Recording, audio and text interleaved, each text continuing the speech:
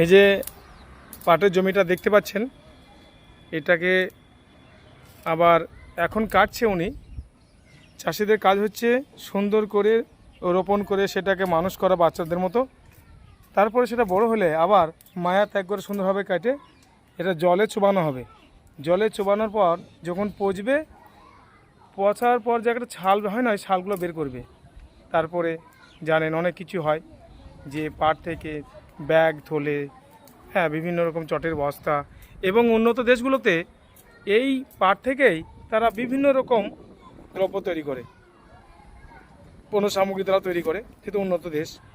তো পাটটা একে সোনালী তন্তু বলা হয় এই কারণেই, অনেক রকম জিনিস হয় এবং দেখতে খুব ভালো লাগে যখন পাটটা ছাড়িয়ে পচানো অবস্থায় থেকে রোদের দুই সাইডে, রাস্তার দুই সাইডে বাঁশের উপর মেলে দেয়, খুব সুন্দর লাগে। এখন দেখতে পাচ্ছেন আমাদের চোখের সামনেই স্কুলের কাছাকাছি এই পাটটা বড় হয়েছে, আবার তা কাটছে, কেটে আবার পচানো হবে।